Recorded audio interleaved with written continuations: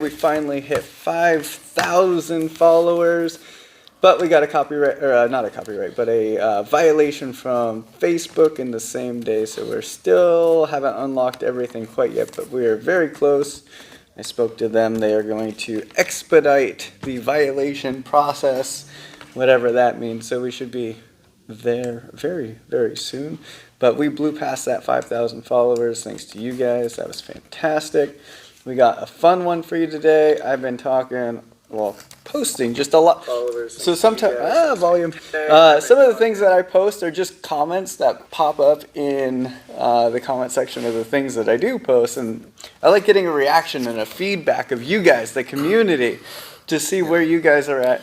You've been picking on wrestlers lately. I have been, but I was also picking on guard pullers. I don't know how I feel about that. With the wrestling background.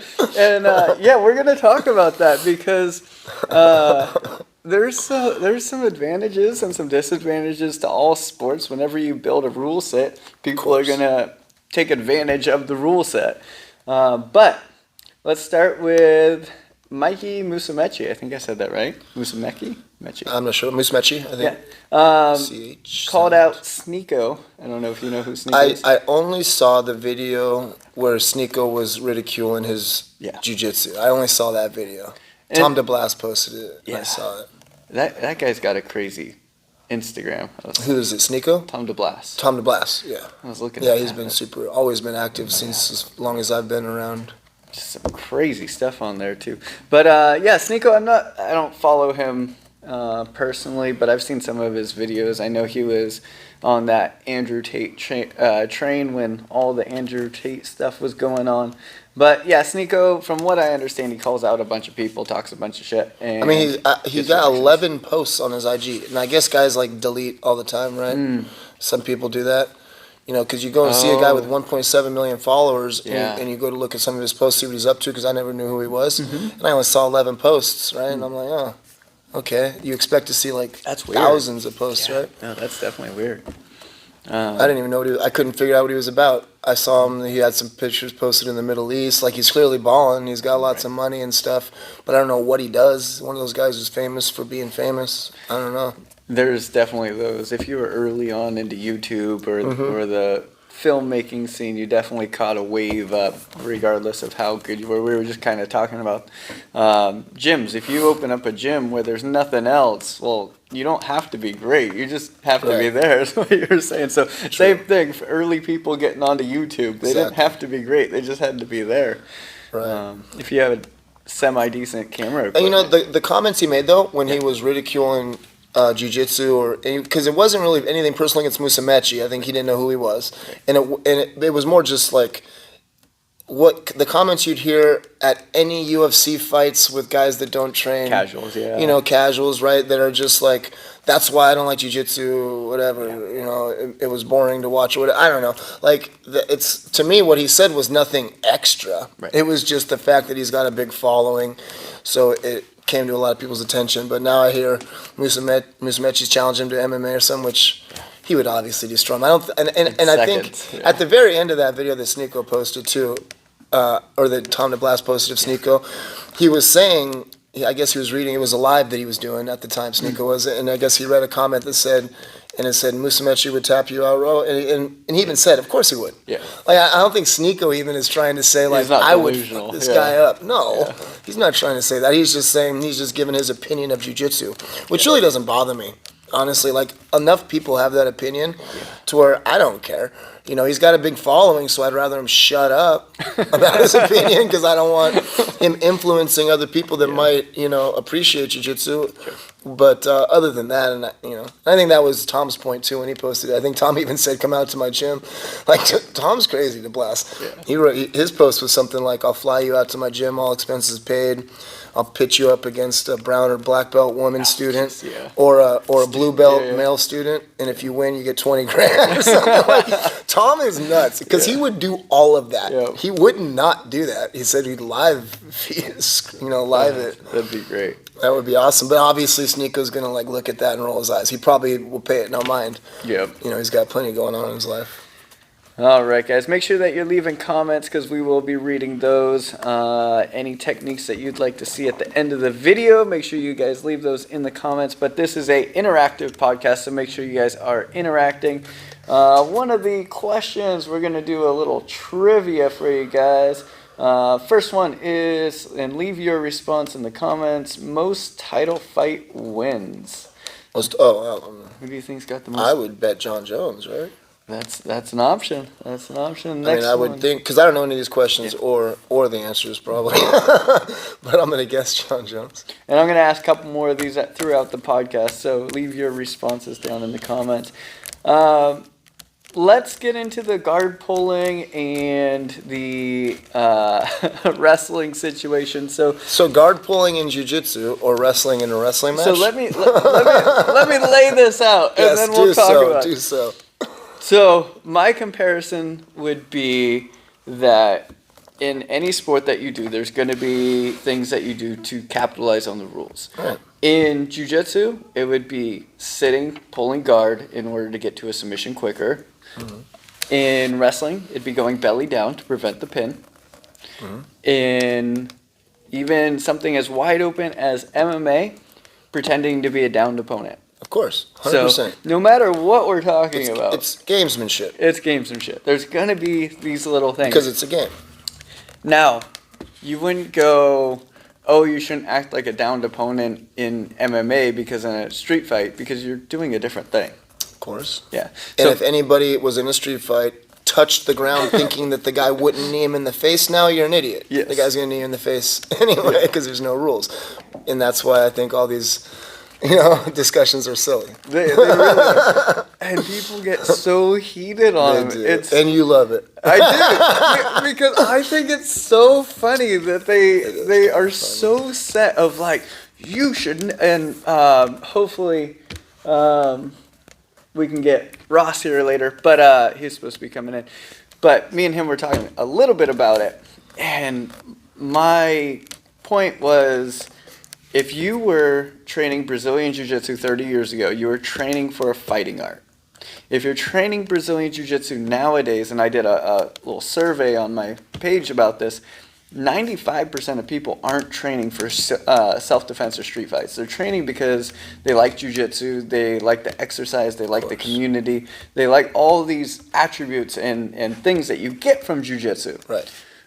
So why are we still saying, if you talk to the person 30 years ago, or a person that trained 30 years ago, they're going to say, no, jiu-jitsu is a fighting art, and pulling guard is garbage because of this. But if you talk to somebody that has started recently, they're going to be like, no, this is a great community, I like the sport, it's a fun thing to do.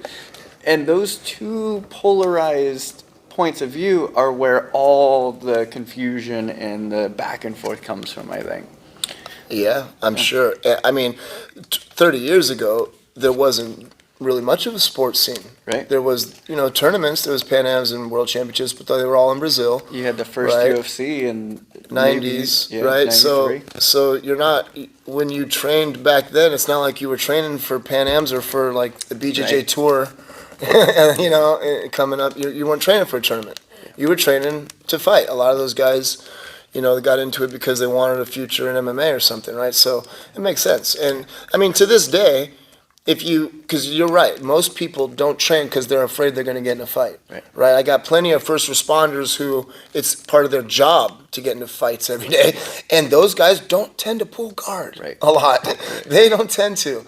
And it's kind of a running joke at our gym when we're drilling stuff like guard pulling, because I always tell cops and first responders, I tell them, like, I'm not belting you in being a cop.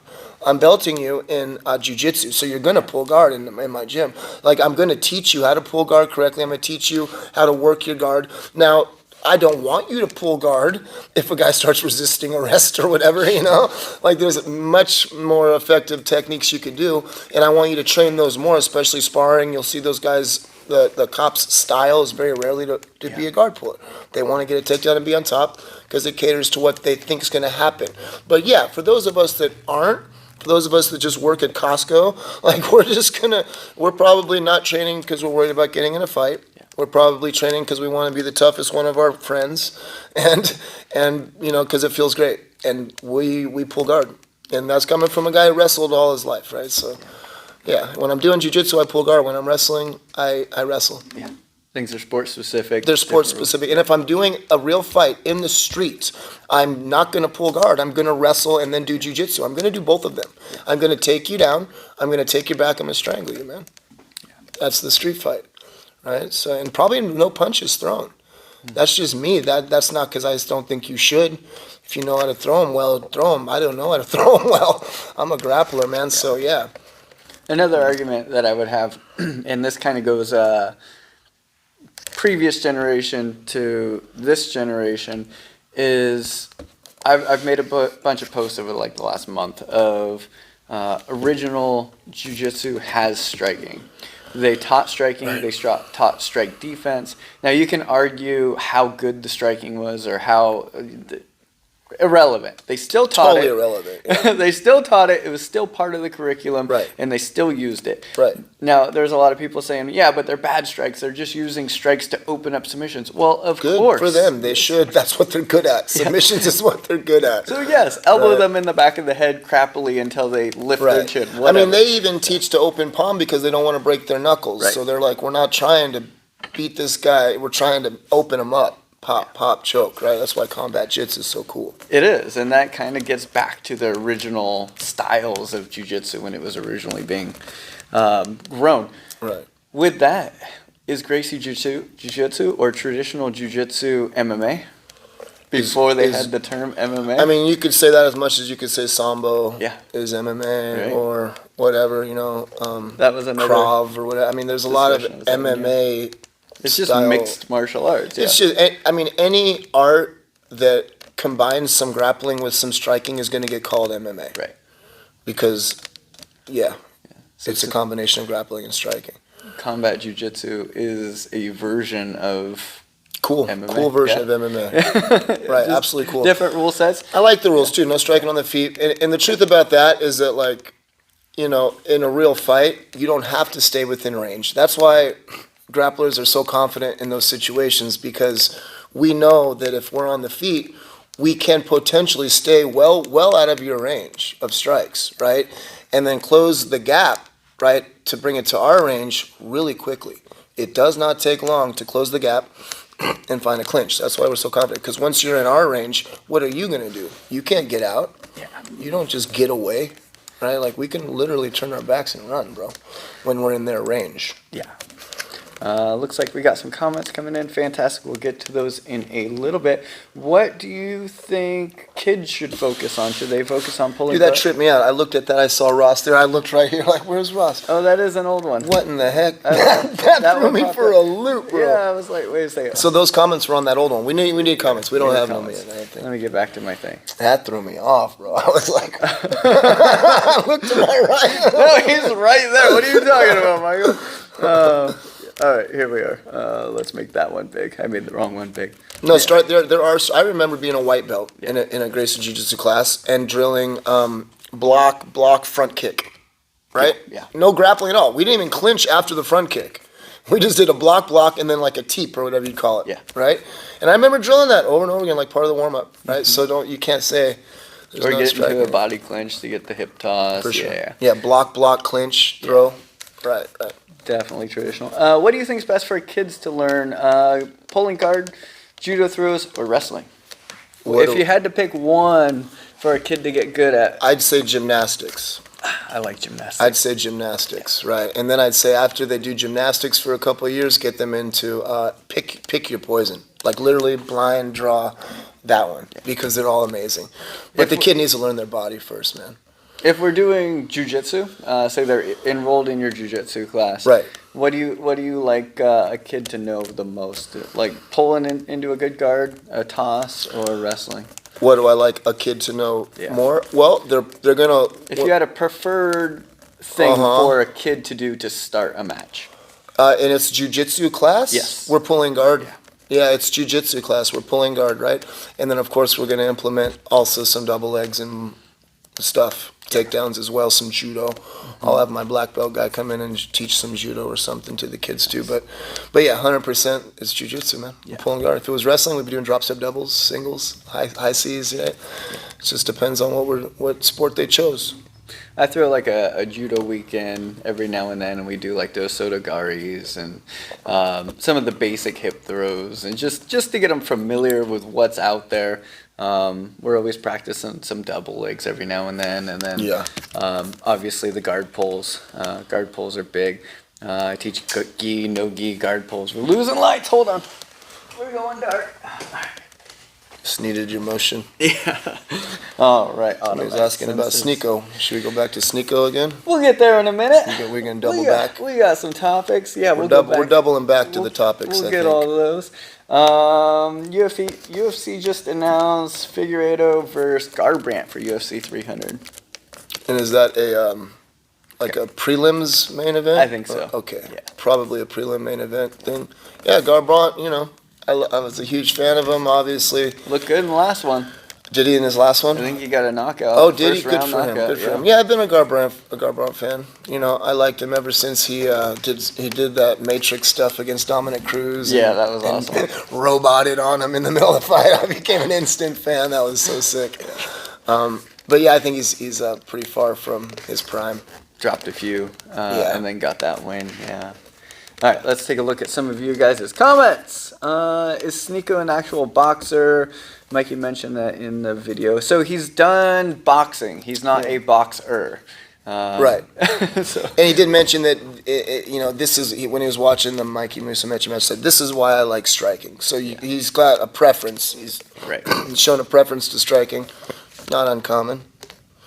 I don't know if he's an actual boxer, though. I know the comparisons to Andrew Tate made me think he was a kickboxer, because I know Andrew Tate was not a chump by any stretch. So there's been a lot of deliberation over Andrew Tate's record. If you know how they do the stats of like how many wins you have to loss, that's your stats. But then they pooled all of the people that he's gone against into their record. And their record was like, oh. It was like, terrible thing. I don't know the so numbers. He got but it was like some 10 cans. to 100. So like, yeah. Oh, wow, yeah. So he was fighting cans or whatever. It was pretty questionable. He's a can crusher. Yeah.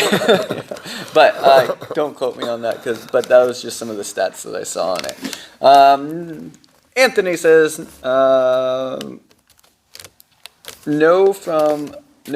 guessing no form of martial arts has a better guard game than Gracie Jiu-Jitsu. True that. I mean, yeah, jiu-jitsu. I mean, I feel like just jiu-jitsu, but yeah, Gracie. You can call it Gracie jiu-jitsu. You can call it Brazilian. I was gonna bring that up on it. Gracie jiu-jitsu, Brazilian jiu-jitsu. People like to draw lines of like, no, this is Gracie jiu-jitsu, this is Brazilian jiu-jitsu. I don't know. Like, it's so blended. The Gracies are Brazilian. Yeah. They're Brazilian people, right? And they were in Brazil, right? And comes down to marketing the most. I guess so. Yeah. I mean, there's big money in having the Gracie Jiu-Jitsu because of the name recognition and whatnot. Yeah.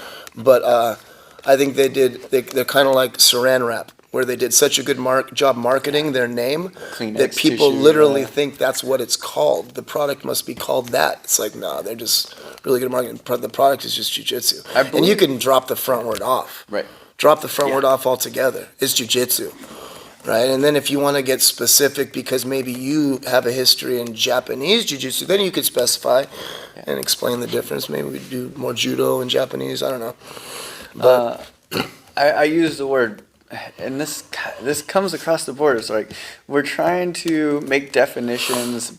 I would prefer just to call it jiu-jitsu.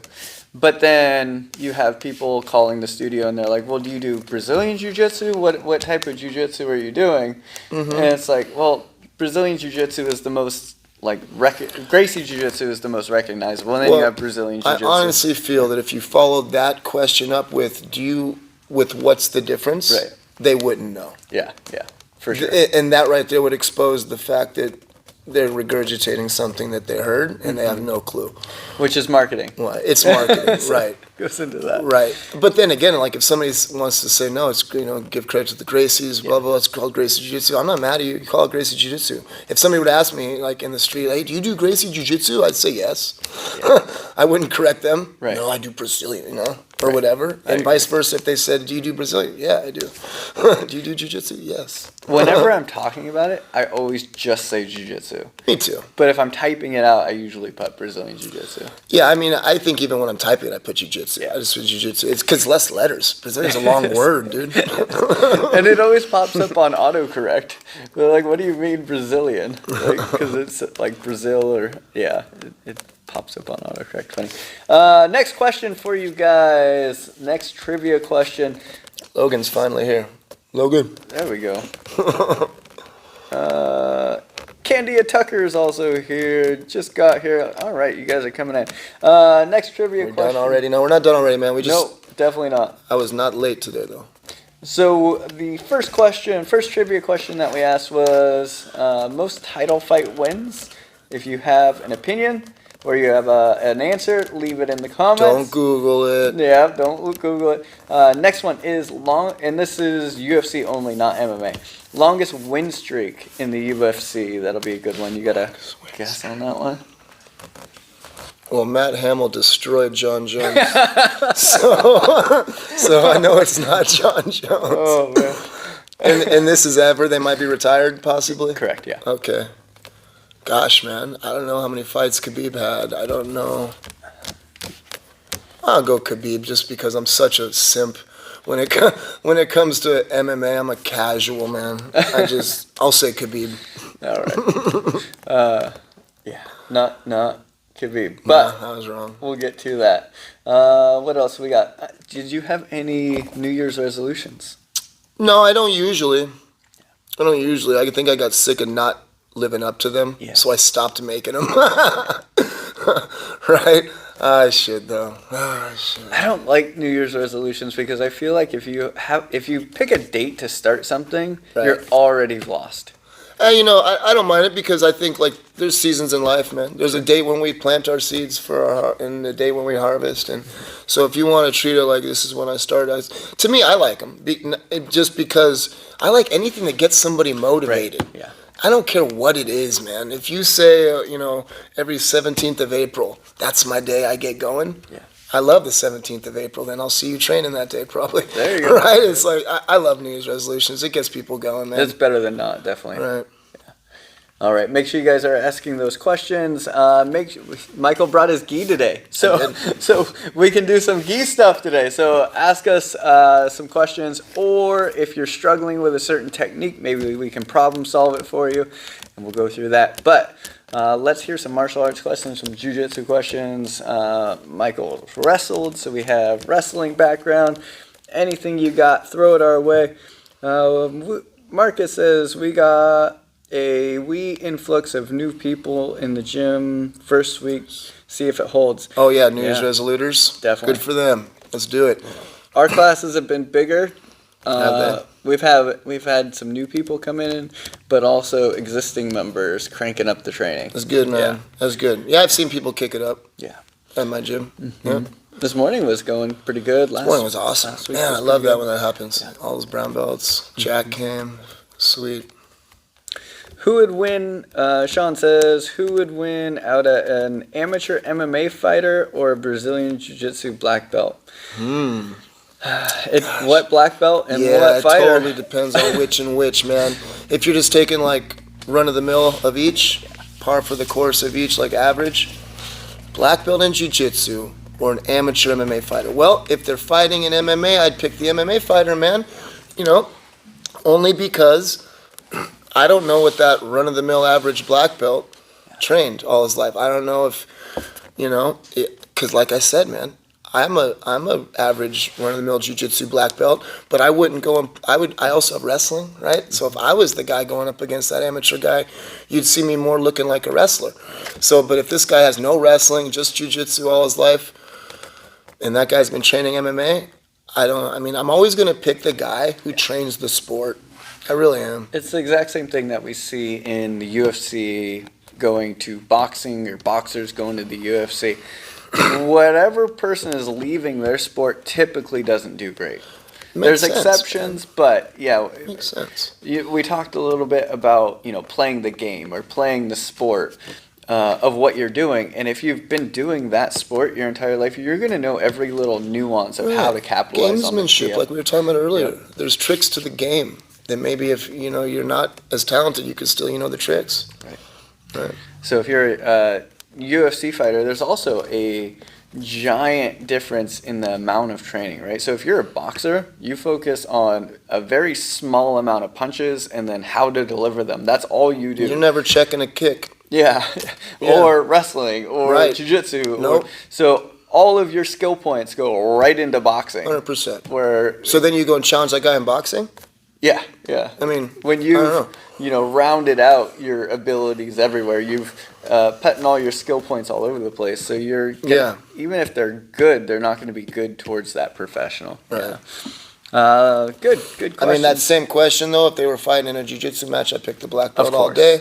Of course. Right. No brainer. So goes both ways, definitely.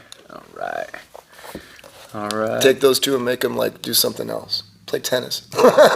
And then you got a match. Yeah, who do you got? Amateur MMA versus black belt in jiu-jitsu. Playing table tennis. Man. Table tennis would be one. Ping pong's dope. It is really cool. It's hard to find people who can actually play.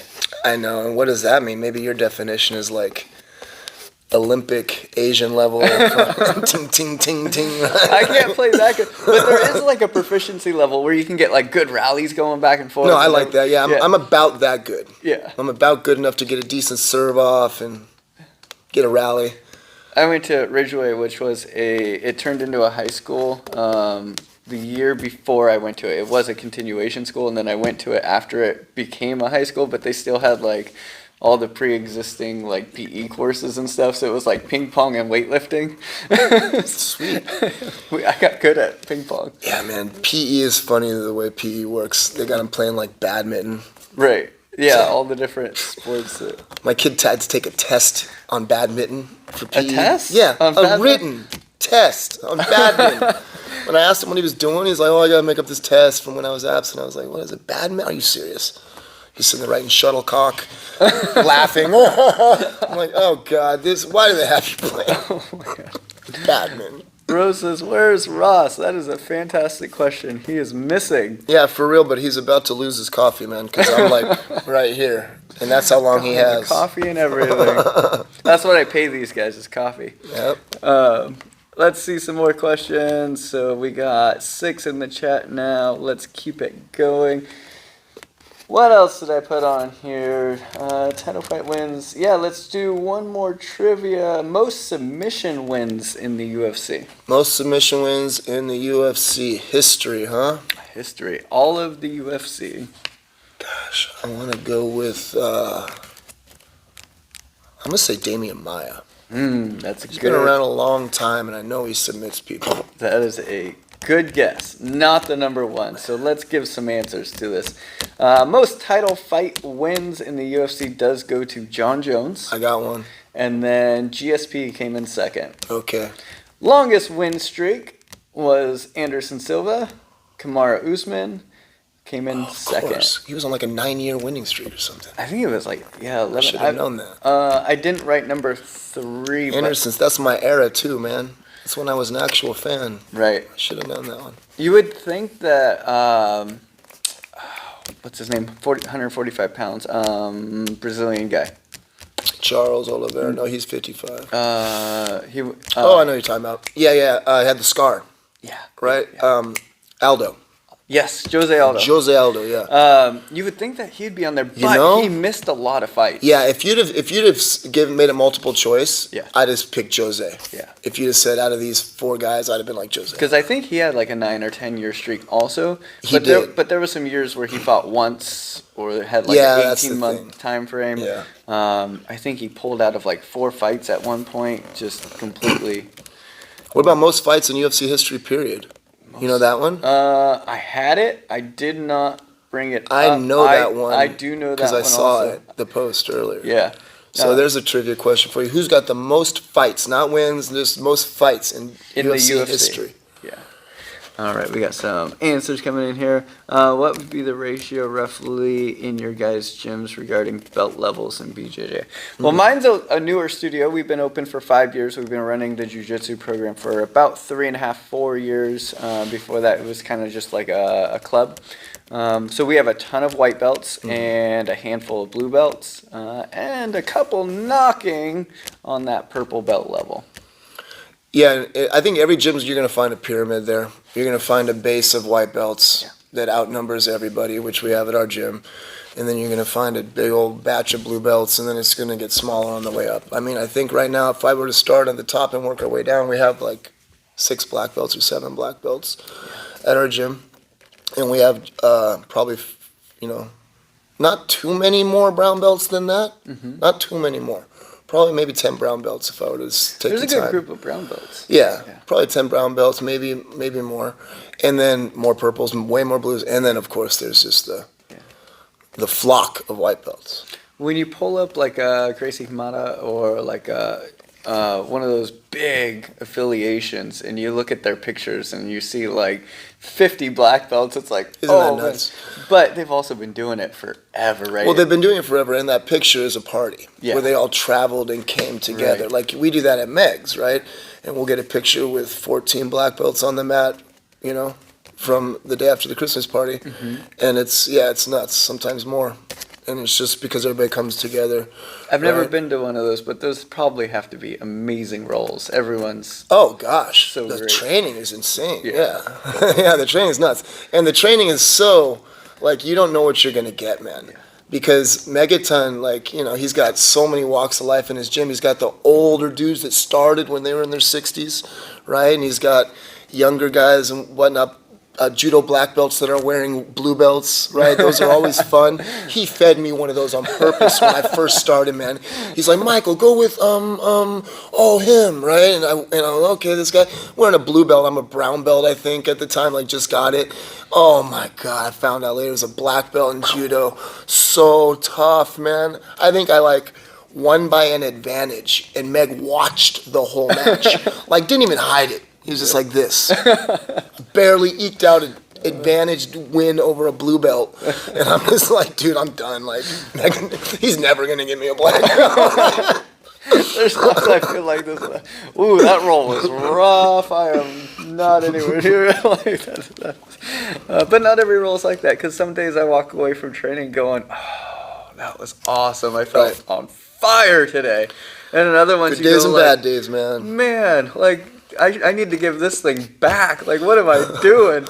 But then you have that good day again, and those ebbs and flows. But it is what it is. Let's get back to that question. We do have a couple more questions that let's get back to the trivia. We do have a couple more questions that came in. Most fights, that was his guess? That's a good guess, actually. That was a good guess. Andrei Orlovsky was Marcus's guess. Good guess. He's been in it. I think you guys are going to have to fact check me on this because, I'm pretty sure, though, that it's this guy that I'm thinking. It is, yeah. Okay. And you saw the post. I did, yeah. Okay. I made the post. Oh, you made the post. My bad. My feed is flooded with Nick Johnson stuff, man. Everyone says. Andrei Orlovsky is a great guess because I think he's the longest standing, he started in 06 or something, right? He might want to be the one that's in it for the longest. Right, so if that was the question, I think Andre would be the answer.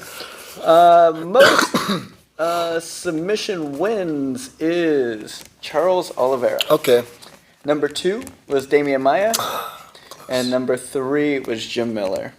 Jim Miller. Jim the Man. Speaking of Jim Miller. Who has the most wins in the UFC?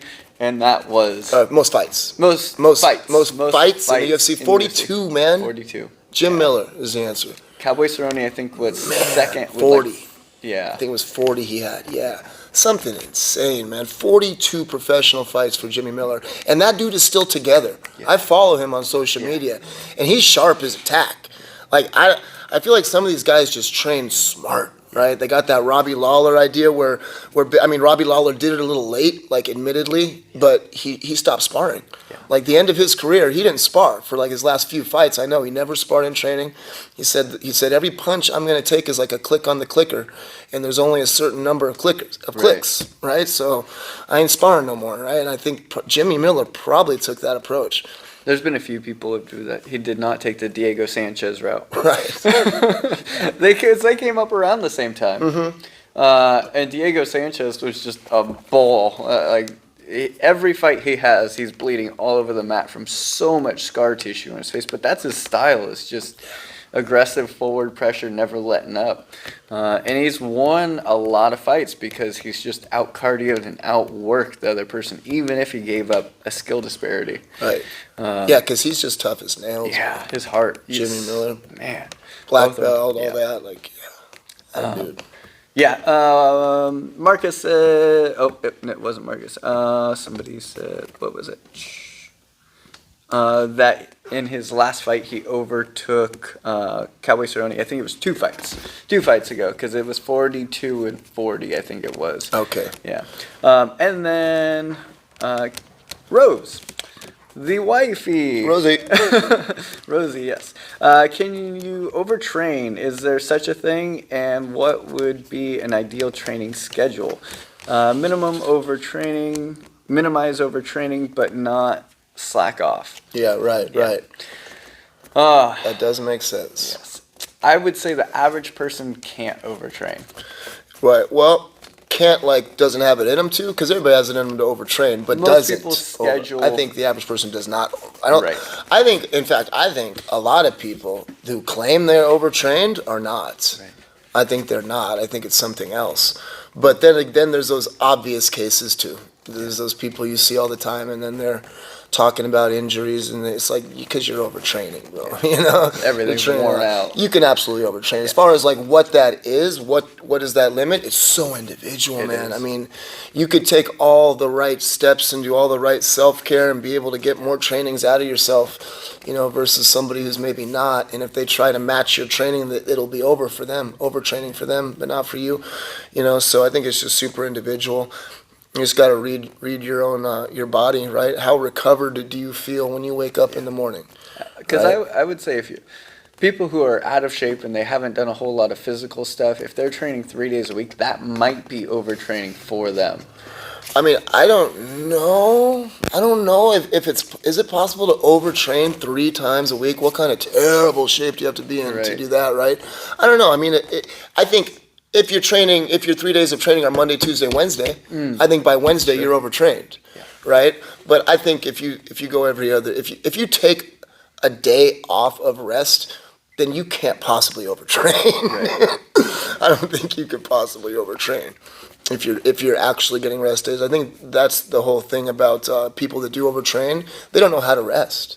They don't know how. They'll do things like say, oh, it's an active rest day. It's like, you don't run on a rest day. Spilt my coffee. All good. I'll get it. You get me? Oh, look at that. It's all right. That just means it's time for this one, man. Sorry, bro. All good. That's why I schedule it like that for me also, because I've heard a lot of people claim they overtrain though, bro. Yeah, I do Monday, Wednesday, Friday at Esteem, and those are like my go days. And then I'm training every day, but I'm rolling with white and blue belts in here. Exactly. That's why we gotta differentiate between training and teaching, right? And I've had that talk with you before, but he'll be right back. We'll be right back. It's live. Things happen. From our sponsors. They're from our sponsors while I'm cleaning this up. McDonald's. Yeah, right. They should sponsor us. I know. I was going to talk to the guy over there. We do a free coffees, bro. Because he sees me every Friday. I go in and get coffee. Yeah. Oh, gosh. That would be sick. Free coffee sponsorship. No, I think I've heard a lot of people claim they overtrain. And I just, for the most part, if they are or not, you could tell. There's certain things that you can do also to help with I added, a little bit better diet. I added more protein and strength training, and it actually made a big difference as far as my ability to continue more days. Right.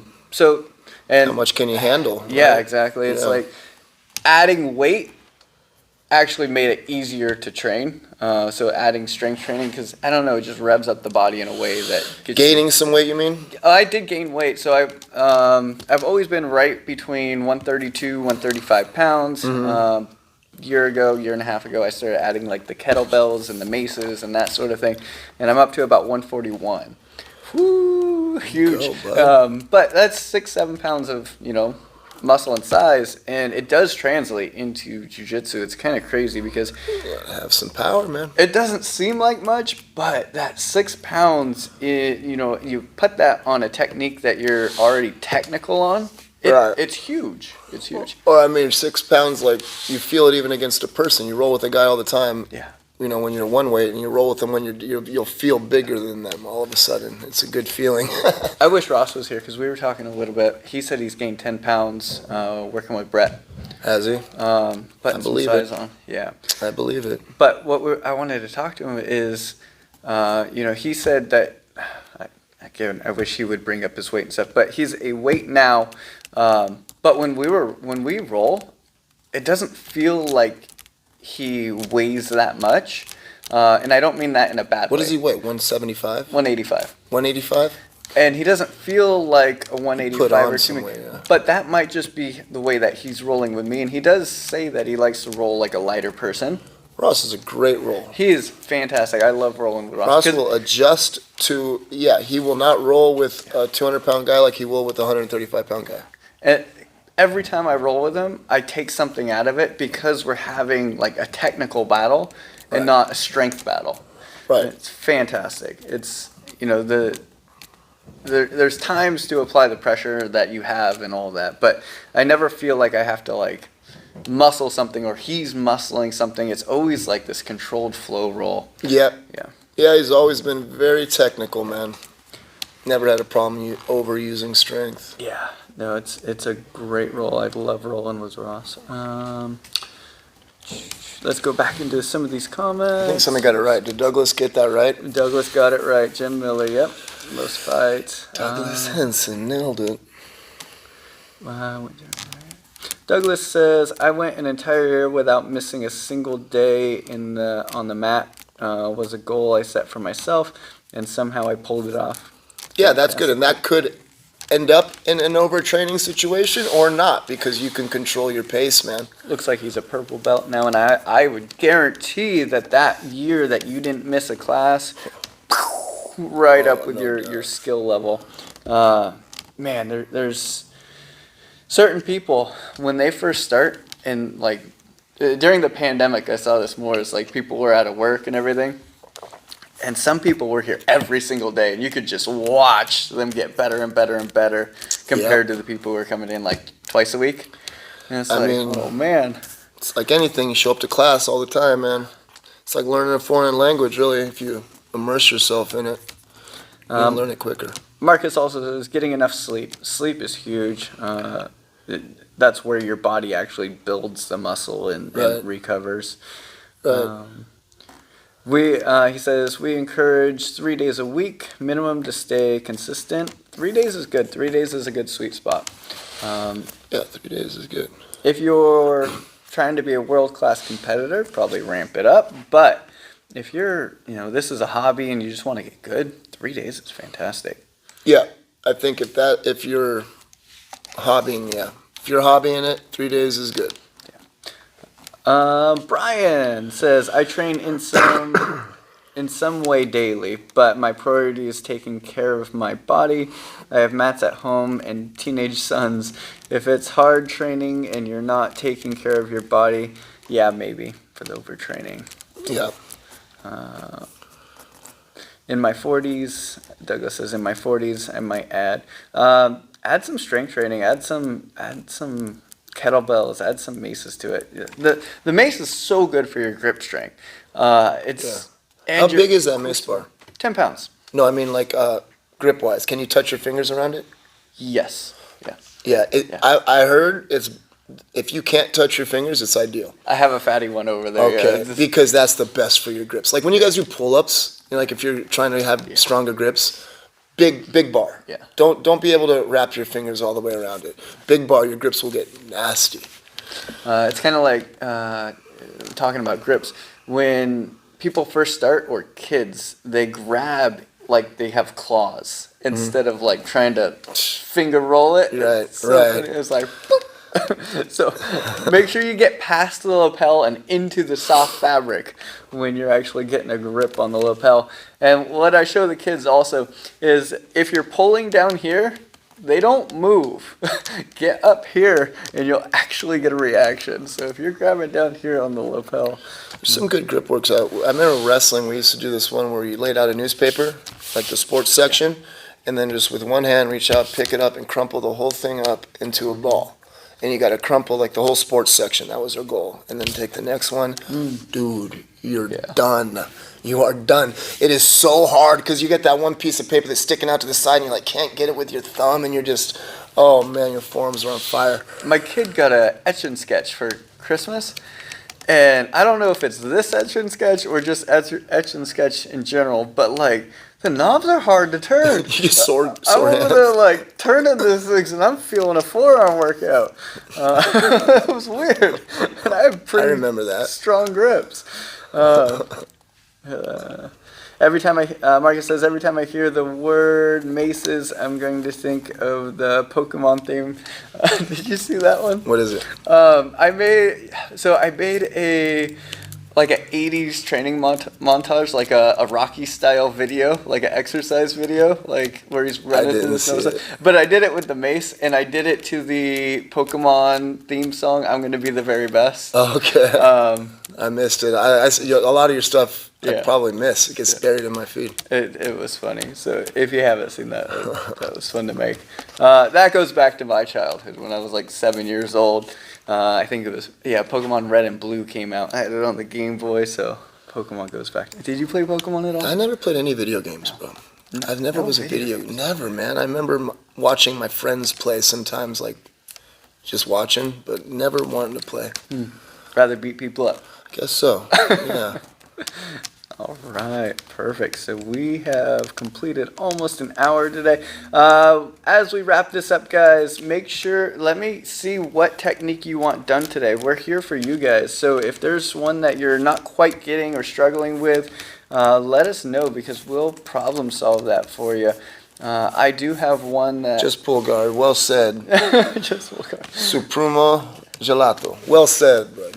You should be reading these. You can read better than I'm hearing that as an accent. Supremo gelato. But I have that one, and it might. I don't like saying things are size issues. The other thing that brings up body styles. A lot of times people think, especially when they first start, that it's a flexibility issue. It's usually an angle issue. If you're having an issue finishing a triangle or an arm bar or any of these things that take leg length, there is a point where your legs are just too short. But most of the time, I would say that your hamstring is being stuck underneath the body and not extracted so that you're not getting the maximum length out of your leg. We can take a look at that. When you eliminate all that, then you find out if it's a flexibility issue or not. Right? When you do everything. So often it feels and it looks like a flexibility issue. I would say ask your coach because there's probably an adjustment that they can give you. Sometimes it's a flexing issue and you're just flexing something you shouldn't. I was talking about that one before. It's like when you're doing triangles, that hook leg is tight, but your right hip has to relax. Relax something, right? And that's so unique to jiu-jitsu. It's like normally if you're pulling something or pushing something, everything in your body is engaged. Right. When you're doing jiu-jitsu, your left pinky is flexed 100%, and your right big toe is like hanging relaxed. Out. That's an extreme, but it's a skill. Yeah, and just body awareness. that develops over time. The invisible jiu-jitsu, know when somebody is about to move just because you can feel them tense up in a certain way. That's something that you get with experience and time. It's like, oh, he's about to go for the hip bump sweep. I felt those hip flexors start to roll. Right, and his breathing started. Right, here it comes. Building up the. Yeah, definitely limits. Totally agree with angle versus flexibility. That helps. Yeah. So we're probably gonna take a look at those, and then cool. We'll get on that. If you guys have anything that pops up throughout the week, you can always send me a message. We do these every Friday at noonish, depending on when people are coming in. So it might be 12:10, but we definitely try to start at noon. Some of the posts that I make, guys, aren't directed at you. It's getting a census of the community. He's just mad he didn't wrestle in high school. I am mad. He's mad he didn't wrestle in high school. This guy. They had... A lot of y'all are mad you didn't wrestle in high school. They had open tryouts and stuff, and I didn't do it when I was in middle school because they were trying to get the 8th graders ready to go into high school. Yeah, junior high is when you should start. Yeah, they didn't have a wrestling program really, but they did have like the high school coaches were coming and like just trying to gather some kids ready for the next season. But I should have done it, and knowing what I know now, obviously that would have been amazing because I do love wrestling. So when I make fun of jiu-jitsu or if I make fun of wrestling, it's coming out of a place of I love these things, and it's okay to pick fun of things you love. As Douglas is attacked. You play... Oh! Rosie says you played video games. I played what games? What video games? What? Now she's gotta tell everybody what. Yeah, we gotta stay in here a couple minutes. Yeah, let's find out. What video games did Michael play? Did you play Farmville on Facebook? My son's got me to open a Fortnite account. Maybe that's what she's talking about. It was called BJJ Black Belt too. That was my Fortnite account. But I don't know, what could she be talking about? Poker, online poker, is that a game? I love online poker, man.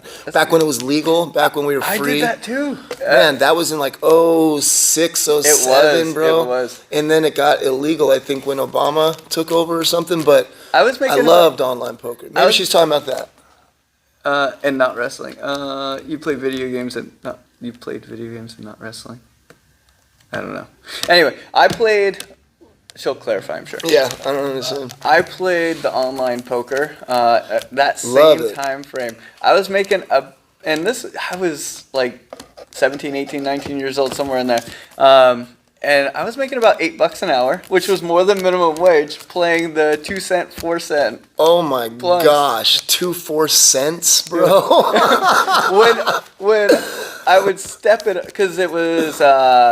unlimited betting though. So, no limit. So no limit. So every. But you can only sit down with like 50 cents max. Like they don't let you buy in with $20. It was like unlimited buy-in. Yeah, because every hand would get up to like 70 cents to $1.50. Just by because at that level everyone's just bidding like crazy. Yeah. So you'll get a 30-cent bid like, oh, I got pocket aces or whatever. And yeah, so I was making like $8 an hour playing that. I did try to go into like the $1, $2 hands. Yeah, it gets intimidating, huh? And they are good. Does, they were good. I tried to do that when I was playing online poker. I literally started out free rolling. I never deposited money, and I got like made some money in a free roll, and then went to the 2 4 cents and like tried to build it up. And I think I got up to like 50 cent $1. Yeah. Right. And I got intimidated. The level is just... I got intimidated at 50 cent $1 blinds, bro. You could bully those 2 4 cent guys. You can't bully those dollar guys. They know how to play. Dollar guys, nah, it's funny. I love online poker. I still love poker. We should get a poker game. Yeah, that'd be fun. All right, guys. We'll see you in the next one.